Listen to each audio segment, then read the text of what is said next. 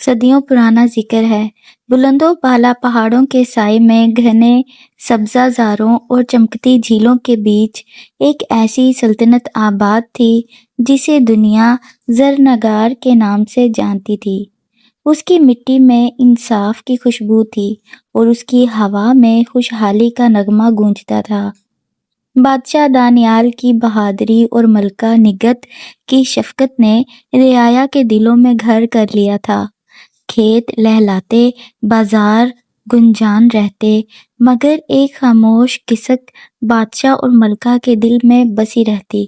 ان کے آنگن میں کسی معصوم کی ہنسی ابھی تک نہیں گونجی تھی۔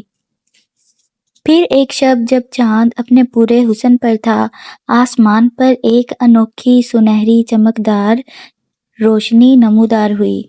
ایسی روشنی جو نہ سورج کی تھی نہ ستاروں کی، بلکہ کسی جادوئی دنیا کا پیغام لگتی تھی۔ اسی رات کے کچھ عرصے بعد ملکہ کی گود ایک ایسی بیٹی سے بھر گئی جس کا چہرہ چاندنی کی طرح دمکتا تھا۔ اس کا نام رکھا گیا مہرو۔ پورا شہر جشن میں ڈوب گیا، مگر جیسے مہرو بڑی ہوتی گئی اس کے وجود میں کچھ ایسی راز پنہاں رہے ہوتے تھے جو اسے باقی بچوں سے جدا کرتے تھے۔ رات کے اندھیرے میں اس کی آنکھیں کسی چراغ کی طرح جگمگا اٹھتیں اور اس کے اندر ایک ایسی طاقت تھی جو عام انسانوں کے بس کی بات نہیں تھی۔ محل کی ایک بزرگ عورت نے یہ دیکھا تو سہم گئی۔ اس نے ملکہ کو بتایا کہ شہزادی کی رگوں میں ویمپائر نسل کا خون دوڑ رہا ہے۔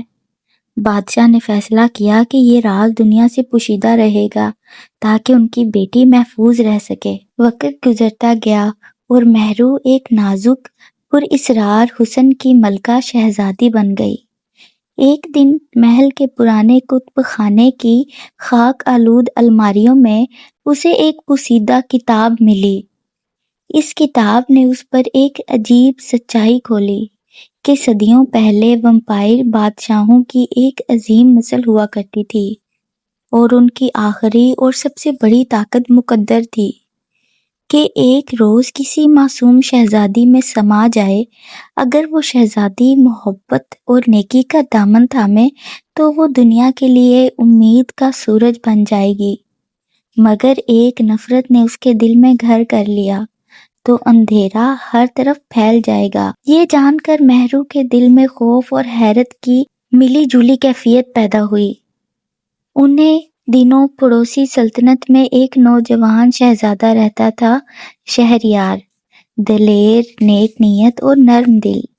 ایک روز شکار کے دوران وہ گھنے جنگل میں راستہ بھول گیا اور اندھیرا پھیلتے ہی بھوکے بھیڑیوں نے اسے گھیر لیا۔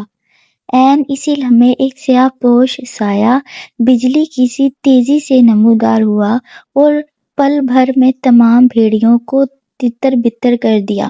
جب اس سائے نے اپنا نقاب اتارا تو چاندنی کی نے شہریار کے سامنے وہ چہرہ روشن کر دیا جو کسی خواب سے کم نہ تھا۔ یہ مہرو تھی۔ اس ملاقات نے دونوں کی زندگیوں میں ایک نیا باب کھول دیا۔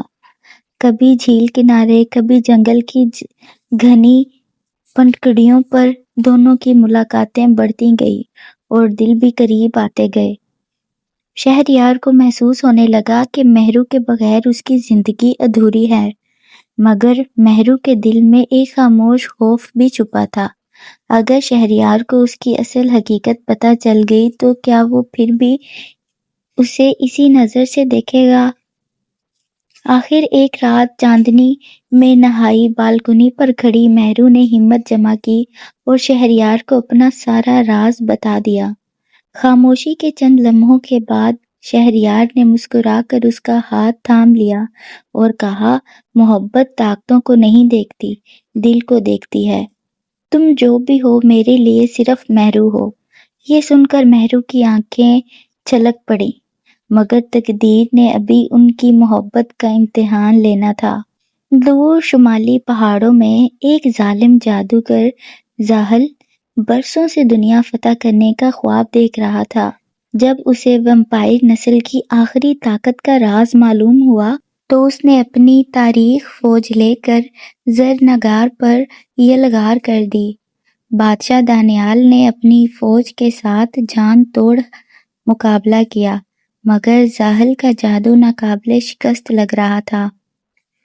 آخر کار مہرو نے فیصلہ کر لیا، اب چھپنے کا وقت نہیں۔ وہ خود میدان جنگ میں اتری، اس کی آنکھیں سرخ روشنی سے دمک اٹھیں اور اس کا وجود ایک اندیکھی طاقت سے لبریز ہو گیا۔ زحل سے ٹکراؤ میں وہ شدید زخمی ہو کر گر پڑی۔ یہ منظر دیکھ کر شہریار بے خوف ہو کر زحل کے سامنے آ کھڑا ہوا۔ اگر کسی کی جان لینی ہے تو میری لے لو، مگر مہرو کو ہاتھ مت لگانا۔ یہ الفاظ سنتے ہی مہرو کے اندر سویا ہوا عشق جاگ اٹھا۔ اسے احساس ہوا کہ کوئی اس کے لیے اپنی جان دینے کو تیار ہے۔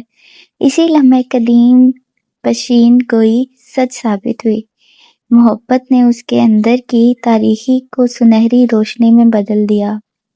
یہ روشنی اتنی طاقتور تھی کہ زحل اسی میں جل کر خاک ہو گیا اور اس کی فوج میدان چھوڑ کر بھاگ گئی۔ زرنگار ایک بار پھر محفوظ ہو گئی۔ اب مہرو کا راز پوری سلطنت کے سامنے تھا، مگر لوگوں نے نفرت کے بجائے اسے عزت اور محبت سے سراہا، کیونکہ اس نے اپنی جان خطرے میں ڈال کر سب کو بچایا تھا۔ کچھ ہی عرصے بعد پھولوں سے سجی گلیوں اور روشنیوں سے جگمگاتے شہر میں شہزادی مہرو اور شہزادہ شہریار کی شادی کا جشن منایا گیا۔ دونوں نے مل کر زرنگار کو پہلے سے کئی زیادہ خوشحال بنا دیا، اور نسلیں بعد میں بھی یہی کہانی سناتی رہیں کہ دنیا کی سب سے بڑی طاقت نہ جادو ہے، نہ دولت، نہ سلطنت، بلکہ سچی محبت ہے۔